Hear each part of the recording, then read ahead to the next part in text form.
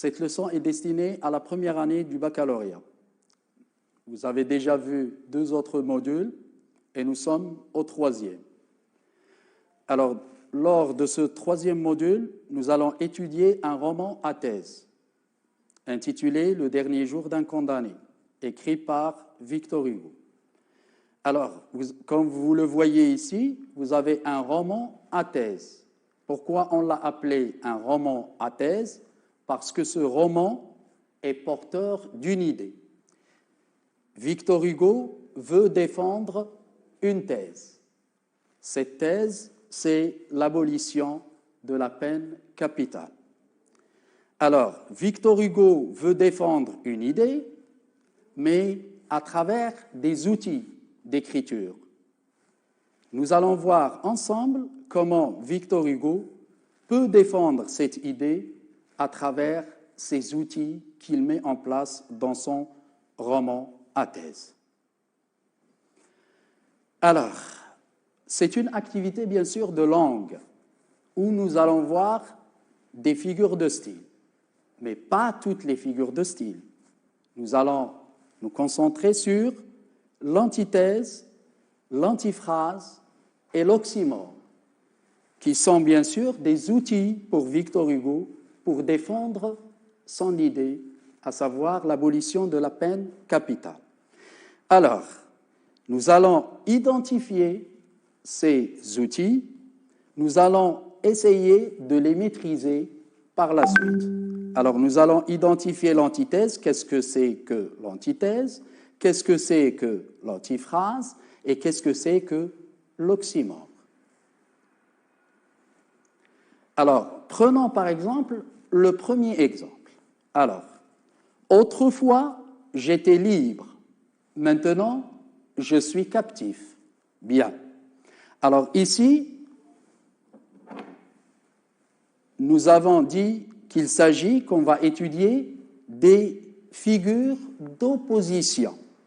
Alors, vous allez relire avec moi cet exemple et vous allez essayer de chercher quels sont les termes qui sont opposés, qui veulent exprimer le contraire. Alors, nous avons, si je prends autrefois, quel est le mot qui s'oppose à ce mot dans le deuxième fragment de la phrase? Alors, bien sûr, c'est maintenant. Autrefois qui exprime le passé et maintenant qui exprime le présent. On a d'autres mots, à savoir la liberté. Autrefois, le personnage ou le détenu dans l'œuvre jouit d'une certaine liberté, et maintenant, il est captif, il est incarcéré. Donc, nous avons ici des oppositions. Alors, une opposition entre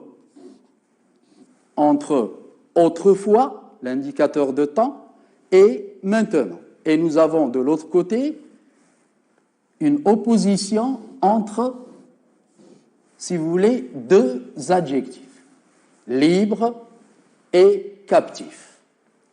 Bien, alors ici, pour montrer ce contraste, pour montrer cette opposition, l'auteur use ou utilise ou emploie une figure de style. Alors, cette figure de style, ça s'appelle l'antithèse. C'est une antithèse. Bien.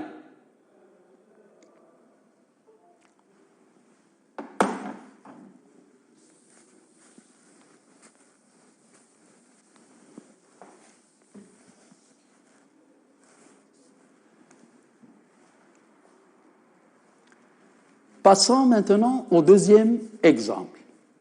Tu es arrivé en retard à ton rendez-vous. Ah, bravo!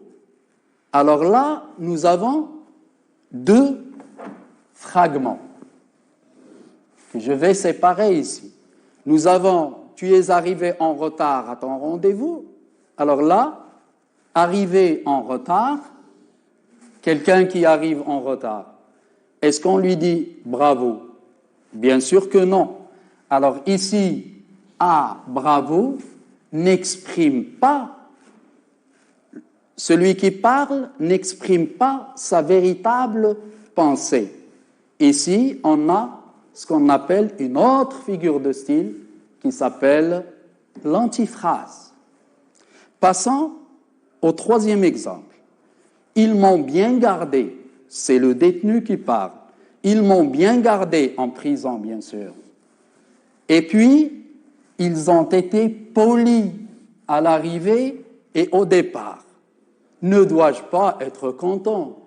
Alors là, quelqu'un qui est emprisonné, quelqu'un qui souffre de l'emprisonnement, est-ce qu'il va être content? Bien sûr que non. Alors ici, nous avons une antiphrase, c'est-à-dire on ne veut pas dire ce on ne dit pas ce qu'on pense, c'est-à-dire on dit des choses, mais on pense à autre chose, et c'est un effet ironique ici, d'accord? Ça donne un effet ironique. Je passe au quatrième exemple.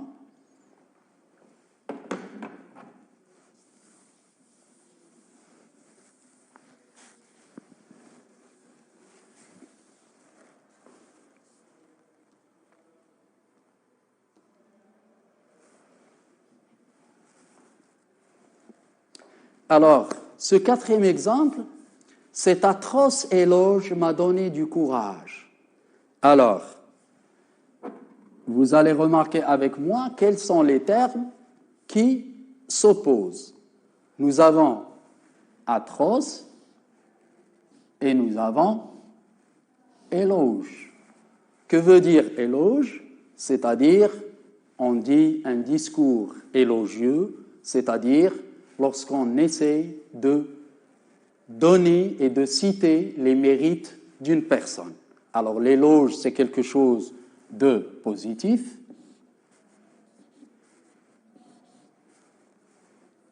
Alors que atroce est une chose négative.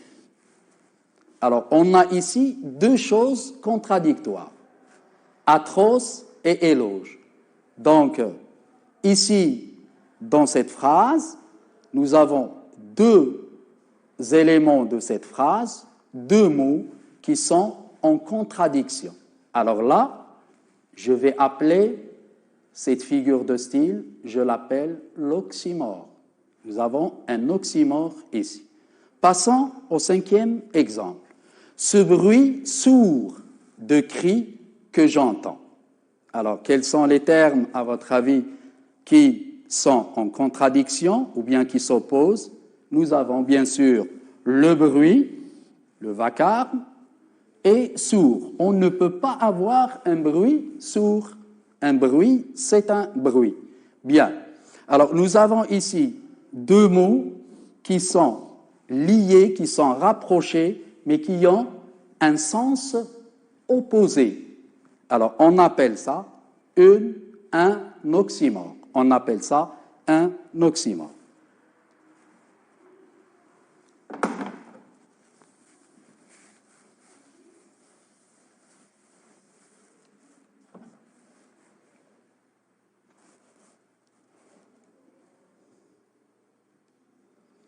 Bien, alors pour conclure, nous avons les trois figures de style qui expriment l'opposition. Nous avons l'antithèse, nous avons l'antiphrase et nous avons l'oxymore, qui sont bien sûr des figures d'opposition qui créent une tonalité ironique, c'est-à-dire que le détenu, ou bien Victor Hugo, essaie, c'est le détenu qui parle, d'accord?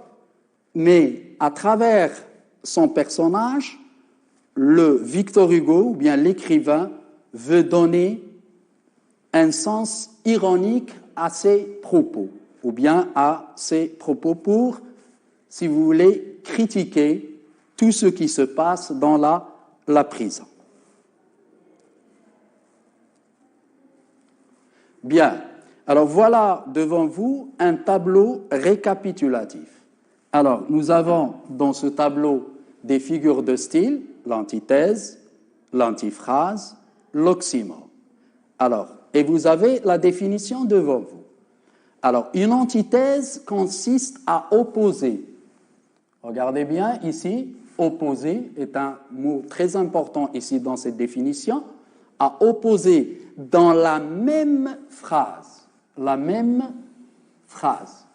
la même phrase, deux mots ou deux groupes de mots de sens contraire qui est très important ici, pour créer un effet de contraste, pour créer une opposition, un effet de contraste, un effet de parallélisme. Ça, c'est l'antithèse. Donc, je récapitule. L'antithèse consiste à opposer deux mots de sens contraire dans un même propos. L'antiphrase, c'est une figure de style qui consiste à employer un mot, retenez bien un mot, ou une phrase pour dire le contraire à sa véritable signification. C'est-à-dire, je dis des choses, mais ce n'est pas la véritable idée que je veux énoncer. Alors, ça s'appelle une antiphrase. Une antiphrase consiste à employer un mot, une phrase pour dire le contraire à sa véritable signification. C'est le contexte, c'est-à-dire ça dépend de la situation dans laquelle je suis pour me prononcer sur cette figure de style, et je dis qu'il s'agit ici d'une antiphrase. C'est le contexte qui permet de comprendre que c'est une antiphrase et non pas la véritable pensée ou l'idée de la personne qui parle. La troisième figure de style, l'oxymore. Alors, l'oxymore est le fait de rapprocher, comme nous l'avons vu dans l'exemple précédent, c'est le fait de rapprocher deux termes qui s'opposent par leur sens, d'accord? Mais qui sont, si vous voulez, juxtaposés, l'un après l'autre. Ce rapprochement est inattendu et crée une formule contradictoire. Il crée une formule contradictoire, c'est-à-dire on ne s'attend pas à ce qu'il y ait ce rapprochement entre ces deux termes.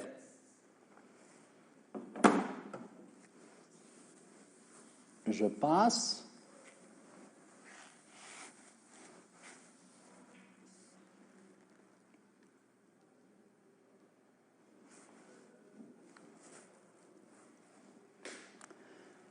Maintenant, c'est à vous de voir et d'identifier ces figures de style.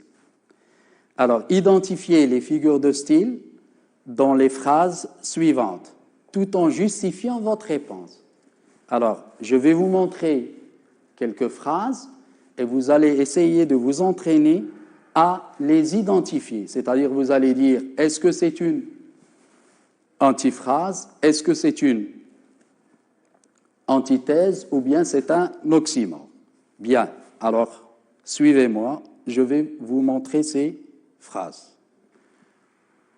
Alors, comme vous voyez ici, nous avons cette première phrase, qui aime bien, châtie bien. Alors, comme vous l'avez remarqué, nous avons deux verbes ici qui ont un sens contraire. Il s'agit du verbe aimer, qui est contraire ou bien qui s'oppose au verbe châtier. Châtier, c'est le verbe qui exprime punir. Aimer, vous connaissez très bien le verbe aimer, c'est adorer, etc. Bien, qui aime bien, châtie bien. Donc, j'ai deux éléments, deux verbes qui sont en contradiction ici dans la même phrase. Alors, il s'agit bien sûr, vous l'avez peut-être reconnu cette figure de style, il s'agit d'une antithèse. Très bien. Il s'agit d'une antithèse. Prenons le deuxième exemple. Il est aussi haut que tu es bas. Alors, comme vous remarquez ici avec moi, vous avez haut et vous avez bas. Alors, deux termes ici, ou bien deux mots qui sont en contradiction. Il s'agit bien sûr, comme nous l'avons signalé dans le premier exemple, il s'agit d'une antithèse. Alors, passons maintenant au troisième exemple.